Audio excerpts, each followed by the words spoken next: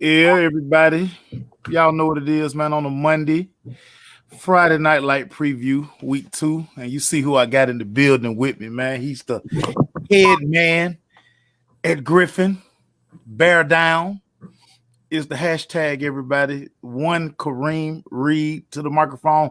What's up, Coach? What's going on, Mace, man? Appreciate you having me on. Man, come on, man. You know, man, I can't do a Friday night preview without talking Griffin Bears. We can't do that. Absolutely not. You know what I'm saying? Anything else would be uncivilized. So. Yeah, I mean, so I want to start with this real quick, Coach. Of course, we get word that one of the legends in the industry, Coach John Thompson, passed away today, man. If I think everybody who's had the term coach attached to their name, he has like touched us in some way. Talk about the impact of John Thompson and just how he kind of motivated you to do what you're doing today. Yeah, man, I actually tweeted about that this morning, just give him a shout out. Growing up as a sports junkie like yourself, I loved, playing basketball. And my first favorite college basketball team was Georgetown, just because of they were so relatable, right? They looked like us. He had a team. I think they were one of the first schools I saw with the Jordan brand, right? Yeah. Wore the Jordans. They just had a lot of swag. They were successful, and it was one of the only black head coaches that I saw in major college sports. So it was definitely a program I looked up to, and I appreciate him for all his contributions and kind of like paving the way for guys like myself in the industry.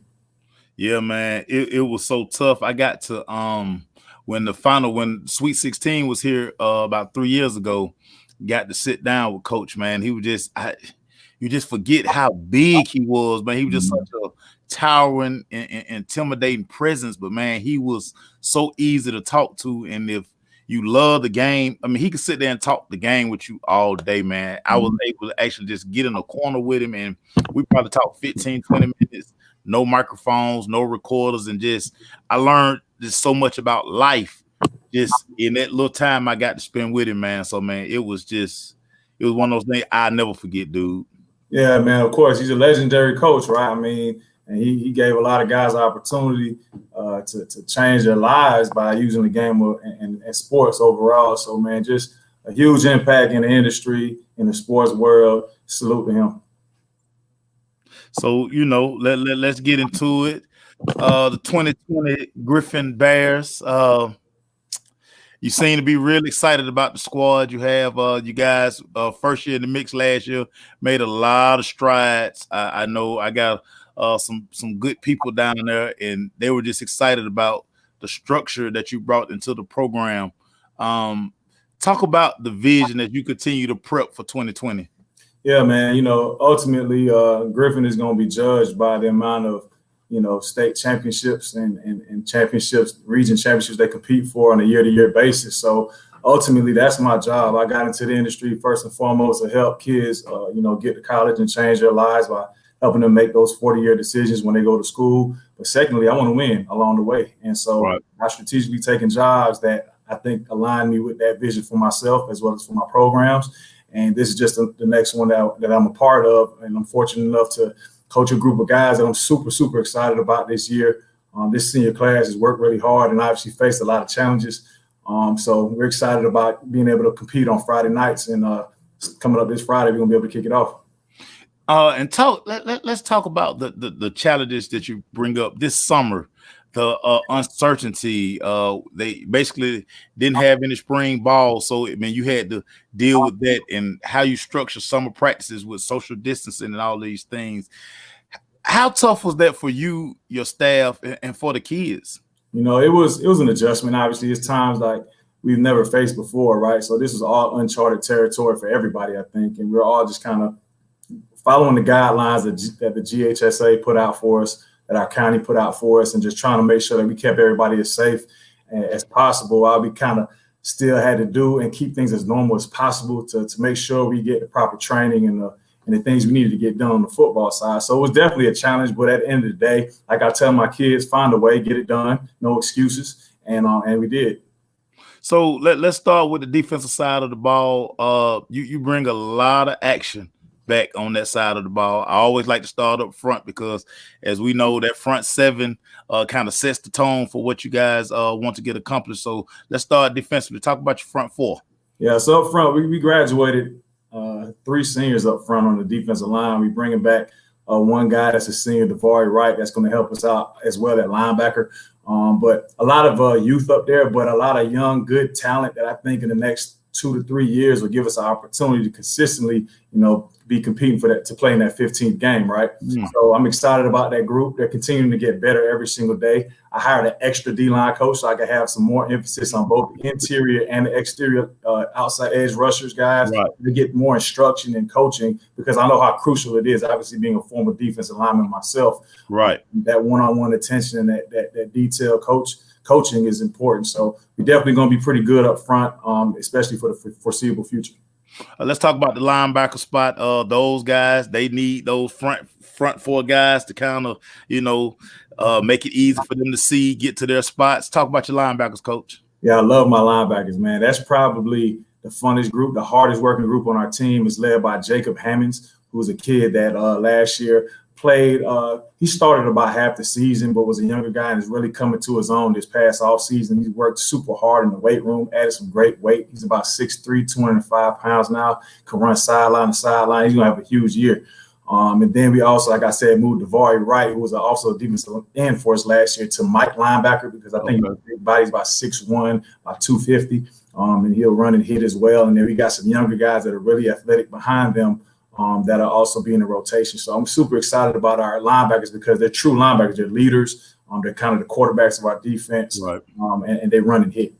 Now we got to talk about the secondary. I call them the pretty boys. It would be wide receivers if they could catch, but so they're corners and safeties.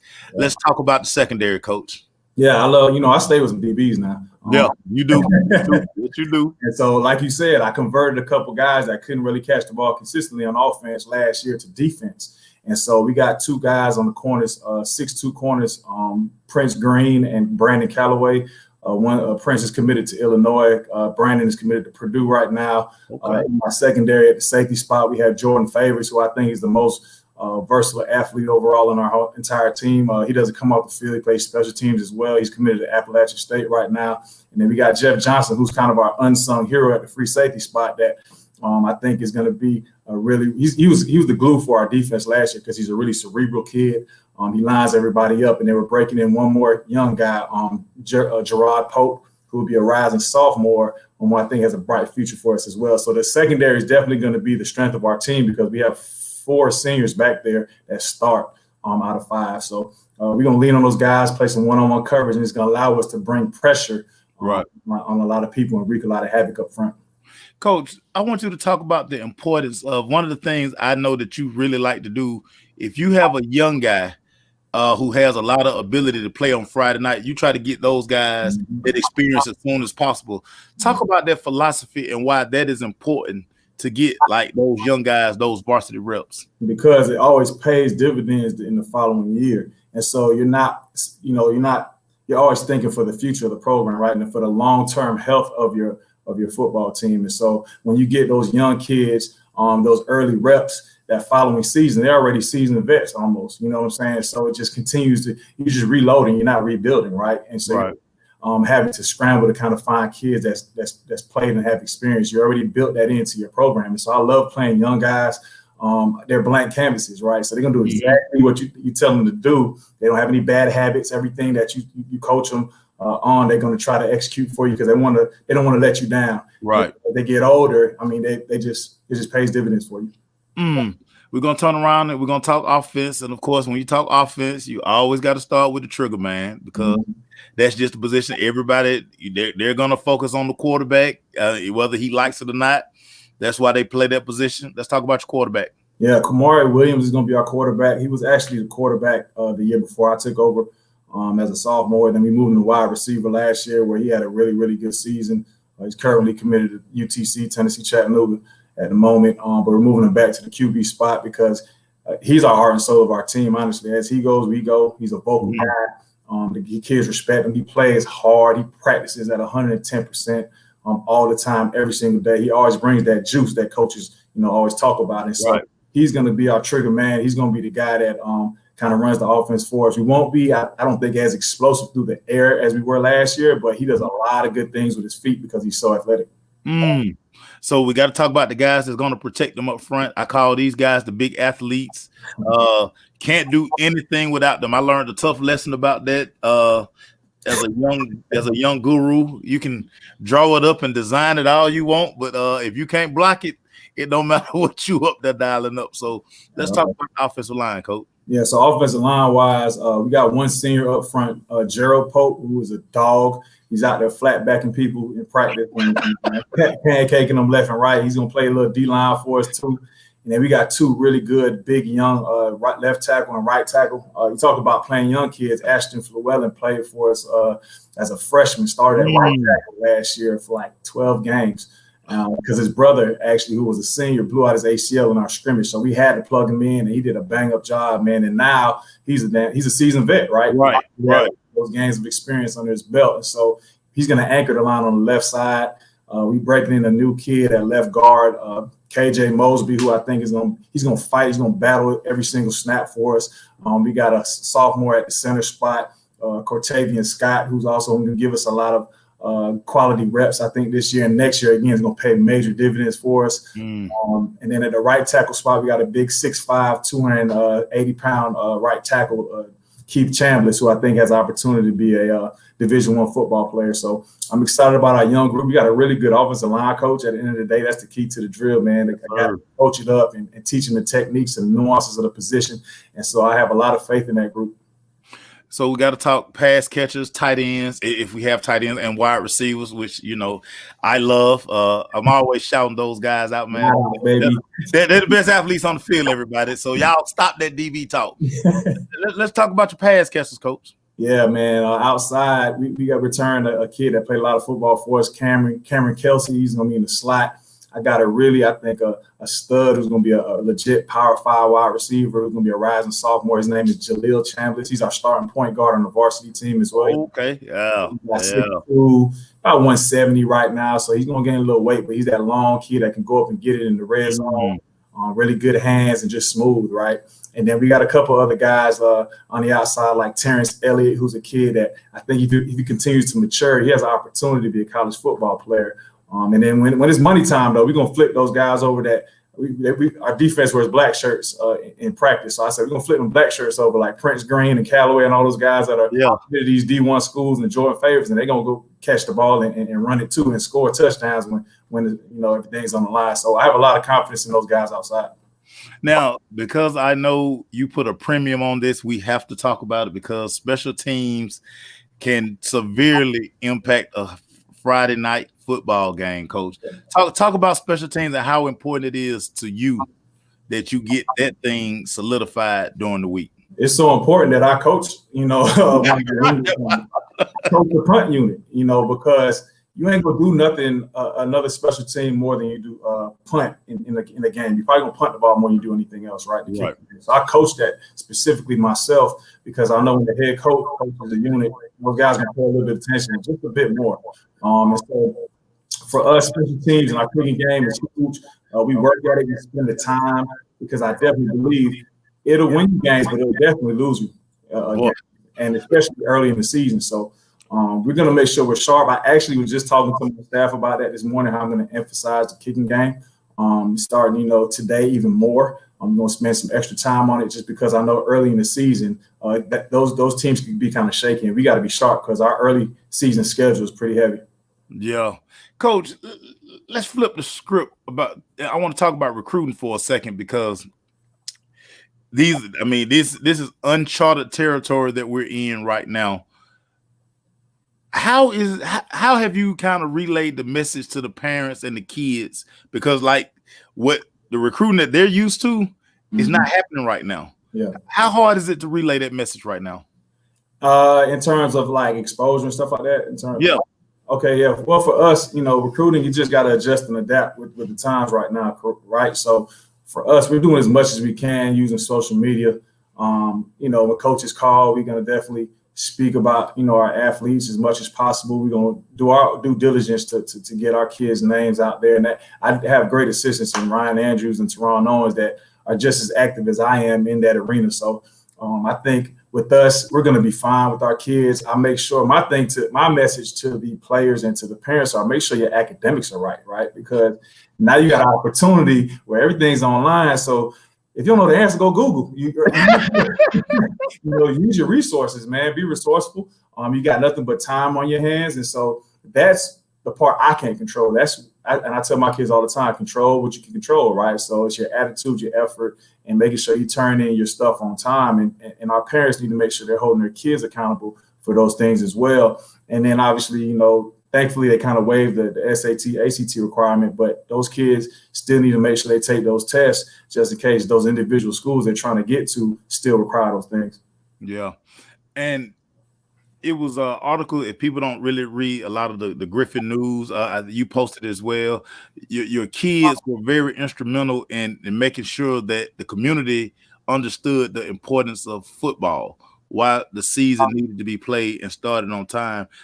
Talk about that piece for us, for everybody who really didn't get to read that, hey, these kids need the game. Yeah, at the end of the day, it's an outlet, right? So these kids are already in the house doing virtual school. And, I truly believe ultimately at the end of the day, they're going to do something. They're going to get idle hands is a devil play shop. So they're going to find something to get into. Why not give them something positive and constructive for them to do with this time that they have? And for me as a coach, I know that a lot of people listen or lean on me, to help leverage the results they want from the kids in terms of the proper behavior, the conduct, instilling those values as far as being good citizens in the community and continuing to make positive deposits in the community in terms of doing the right thing. And so if you take sports away, ultimately you take away my leverage as a coach, because at the end of the day, these kids want to play.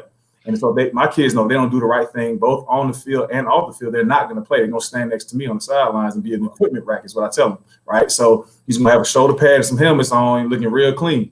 And so that's why I told them, if you take that away, don't look at me when these kids find the wrong things to get into it. And that ultimately, the last piece is this senior class. Last year, we already lost the spring sports for that 2019 class. Right. Take away another opportunity for these kids for the 2020 class, that have scholarships on the line and things like of that nature. So I thought it was just crucial. It was important for us to play. And obviously we're seeing now we can do it.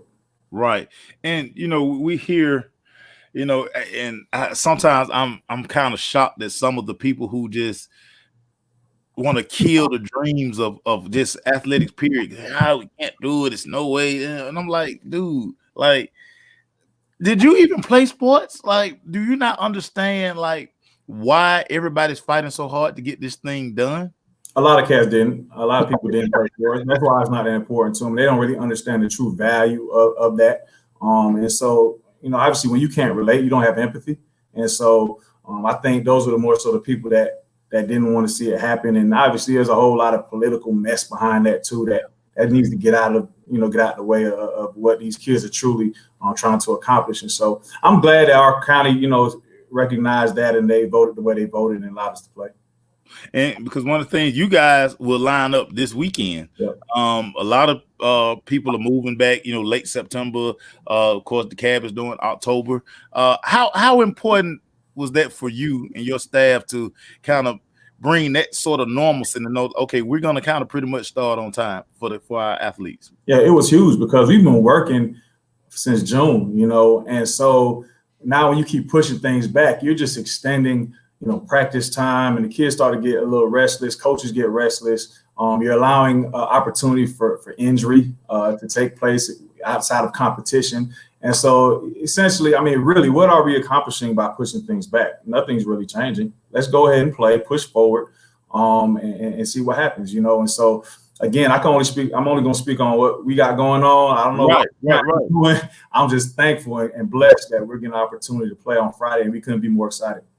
The protocols that we hear so much, where that word talking about, boy, that's probably the most used word in 2020 right there. Yeah. just the adjustments that you guys have had to make for the staff. You know, it used to be a time we could all congregate at the Water Horse. At the, you know, that was where you kind of, as players, bounce ideas off each other. Of what madness is going to happen. Now we can't do those things. The protocols that you guys had to continue to put in place to make sure that we get to Friday night.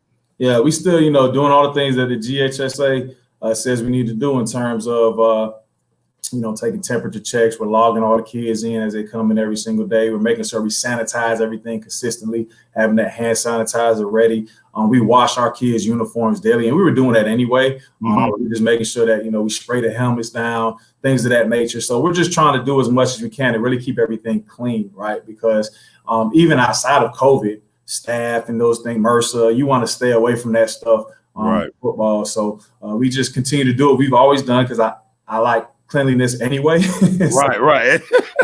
We're going to follow the guidelines that are in place as well as the ones we already had established.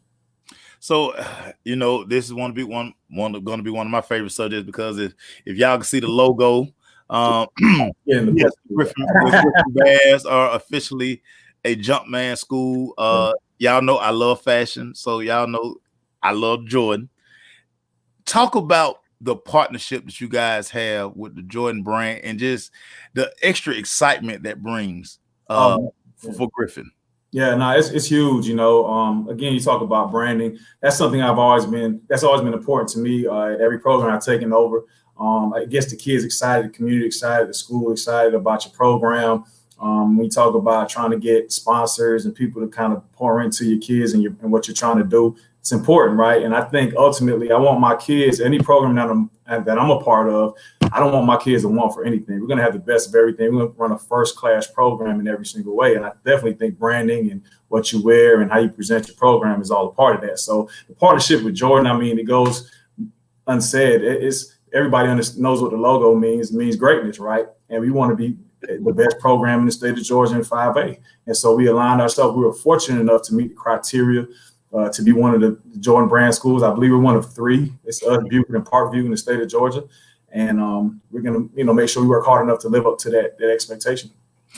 I'm just trying to just visualize that the all green, or the green with the yellow pants, and just to see that logo. I say, you guys have to make sure y'all videotape the moment that these kids actually see this stuff, man, because those moments are priceless for the kids, and it's something about it gives them that extra. It's just something it gives the kids. It's just that extra thing. Yes, even more. If you play football, you understand. You gotta have the drip. You gotta have the sauce. You know what I'm saying? Like, it just give you a whole nother aura and feeling when you're out there. Like, I can make a play. I know I look good.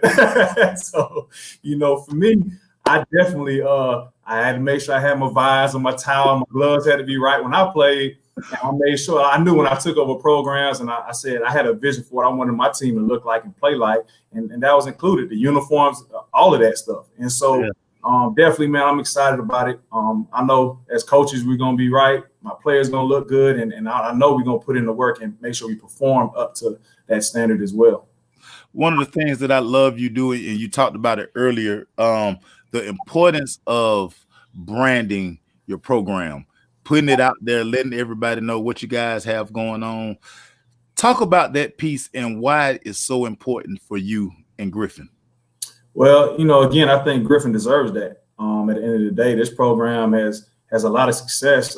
It's tradition rich, and I think it's just a program that needed to kind of be pushed a little bit into the 21st century. So those are things we're just trying to just upgrade and bring in, you know, to kind of get, again, the fan base excited and the community excited. But ultimately, man, I just think it's something that you have to do. You got to, every year I try to reinvent myself as a coach. I try to think what can we do better to enhance the program and make people want to be a part of it, right? Because again, at the end of the day, you can't use the word recruiting, but I want my program to recruit itself. So I want people to be a part of it. I want sponsors to want to be, not entangled, but, you know, intertwined into our program and make sure that, you know, we have all positivity and good things coming out of that G, man. So that's a part of the deal. You and I talked about this prior to you taking the job down at Griffin, and one of the things, just the atmosphere just what it means to just be because it has that like Friday night light home field, just like this. It's something about just being in Griffin on Friday. Talk about the game, the experience, and the first time you experienced it in Griffin. Yeah, man, that first game last year against Spalding, when we pulled up in the buses and I saw those folks out there tailgating in front of the stadium, and I was like, wow, this really feels like college. Like I remember when we used to pull up on the charter and everybody waving the pom-poms and trying to, clapping us and cheering us on. It was the same feel. And so, man, it's been impressive. The community support is great. I was walking through Walmart on a random Friday on game day, and somebody was like, "Hey, coach, how you doing? Good luck tonight." I didn't realize they recognized me, but that's just how it is, man. You love it as a coach. It's everything that you want in terms of that support, that pride. I've met people that have had season tickets for 44 years. That's unheard of for a high school. You know what I'm saying? To have that kind of support. I've met people that got the G logo tatted on them. So I mean, it runs deep here, and I love it. I love the expectation. I love the pressure. If you're any kind of competitor, this is kind of the kind of program you want to be in and be a part of. We got to talk upcoming season again. It kicks off Friday. Realistic expectation. What do you want to see from your team this Friday as you guys kick off this 2020? Yeah, I want to see us as always every week. We got to execute. I want to see us play with great effort. Be a disciplined football team that doesn't beat itself. And ultimately, we got to win, right? And I tell my team, we're going to have fun, but we spell fun W-I-N. And so that's the end goal. You know what I'm saying? Because we don't win, and I won't be happy, and neither will they come that Monday. And so we definitely look forward to winning and doing a whole lot of that. But we're going to play the game the right way with great effort and attention to detail. My last one for you, Coach. Again, man, I always thank you for rocking out with us, man. You're one of the guys that motivated me on this fitness journey. We've had a lot of laughs about this thing. How important is that for you mentally to get yourself in that space to kind of relay that same energy to your kids? Yeah, it's funny you say that because my first year when I was at Westlake, I kind of really it was a big program that I was taking over coming from Florida, and I really poured myself. I just threw myself into the job, and all I was doing is working. And I kind of got off my routine. I gained a bunch of weight. I went to the doctor, and she told me you were like pre-diabetic, right? So I didn't feel that way, but when they did my blood work, I was like, damn, am I dying on the inside? And slowly at 34 years old, and I don't know it. And so right there was just a reality check and a wake-up call for me. And I ended up reading a book, and it had a small anecdotal story in there. It talked about the starving baker, and it talked about this guy that he lived in the village and he baked and baked and baked for everybody. He loved cooking. Everybody loved his food, but he forgot to eat and feed himself, right? Right. He got so sick where he couldn't do what he loved anymore. And that kind of hit home for me. I was like, I got to take care of me first. I got to make sure I'm right so I can be the best coach I can be, for my kids and my program. And so that's why I really kind of threw myself into making sure I got my workout in at least an hour a day, drank a whole bunch of water, and just started taking care of me. And as I started to feel better, I felt like I started to coach better too. Right. It all translates, man. Your mental health, your fitness, everything is all connected and tied in. And you got to take care of you first so that you can continue to pour into others. You're an avid reader, Coach. A lot of times when you post up the books, if I don't have it already, I'll go grab that book. What you reading right now, Coach? What I need to add to the collection? Right now, I'm reading the Miseducation of the Negro. Okay. And then I also was reading another book. It's called A Mastery of Love, right? So it's just a book that kind of helps you with relationships and try to teach you like the true definition of, what love means and stuff like that. So I just try to read stuff outside the box a little bit sometimes, just to kind of diversify my portfolio, my vocabulary and all that good stuff. But those are two things I'm kind of working on right now. But it's always fun because all of these books that we do pick up and read, they always kind of somehow tie back in to the total thing that we do. It's just amazing how that works out because you can take pieces of those books and you can relate it to actually what we have going on in life. For sure. I mean, like the Miseducation of the Negro, that kind of was just all this social injustice stuff that's going on in this whole movement. That's what kind of spurred me to look into that and read that because I saw people talk about it. And so that kind of, sparked that interest in me. And so, yeah, everything I try to use and read, it relates back to some way how I coach and how I try to deal with my players and my assistant coaches and just people in general. So just trying to be a better person every single day, trying to be a better coach and better father and all that good stuff. Well, everybody, get excited about the Griffin Bears, man. Bear down. It's the motto, man. If you don't follow Coach Reed and the Griffin program on Instagram or Twitter, listen, they are doing the right thing. You guys could take a page out of their book because, hey, man, they do it the right way. Kareem, I always appreciate kicking it with you, my dog. I will see you soon because I can't wait to get down there and just soak up that atmosphere. I just love what Griffin offers on a Friday night, man. It's so unreal, man. Definitely, man. Pull up on me, man. You know, I told you I got the package for you. So yeah, man. Listen, man, you always take care of me, man. Don't worry about that, man. Don't worry about it. I got it. You know what I'm saying? It's on the way. So you got to come to a game, man. Definitely support, man. And I love what y'all do as well. So thanks for having me on. Everybody, Kareem Reed, Griffin Bears. Bear down, everybody. Coach, have a good day, brother. Appreciate you, bro. Sir, we gone, everybody.